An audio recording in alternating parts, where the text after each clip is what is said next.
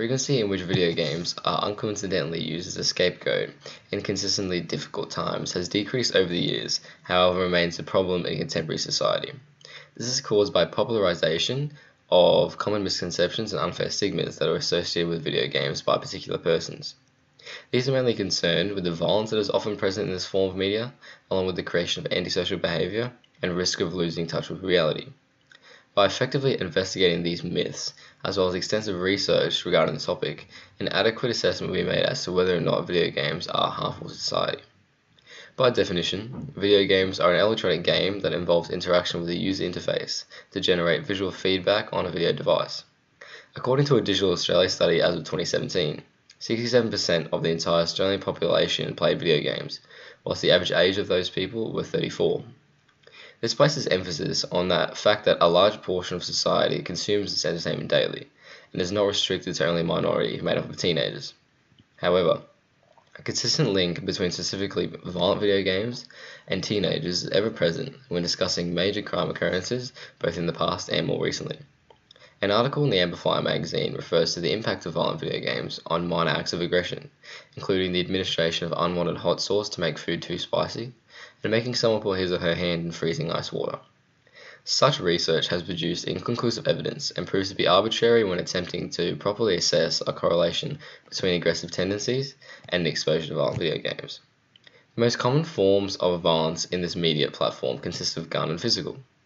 This conveys a message of how difficult it truly is to attempt to reach a solid conclusion about this type of exposure to violence, leading people to commit major crimes, let alone minor acts like mentioned before. Additionally, in the article, it is stated that certain research has suggested that youth that have aggressive tendencies or personality issues will often seek out violent games. In contrast, the violent games have a negligible to non-existent impact on those who do not share the same aggressive similarities. Thus, violent video games do not instill aggression in those who play, but can ultimately highlight or elicit these specific propensities. Most commonly, gamers are usually thought of being nerdy teenagers who spend all their days and nights stuck in the room, not communicating with anyone, and getting completely lost in their fabricated world.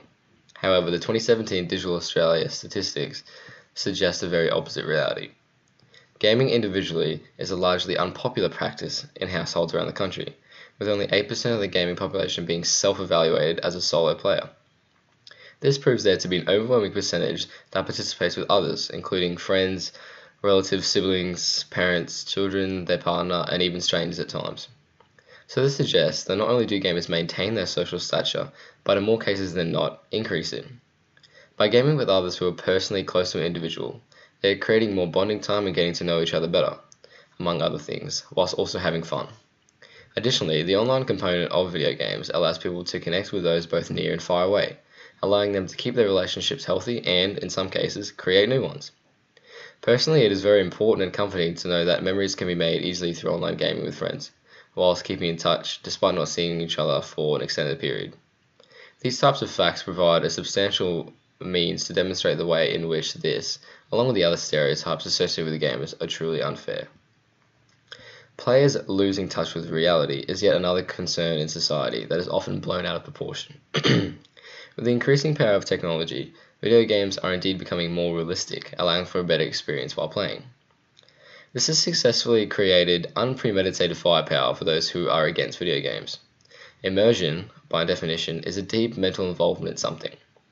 Understandably, this definition plays a major part in contributing to the argument that games are unhealthy for society, due to a high involvement in something that is not real.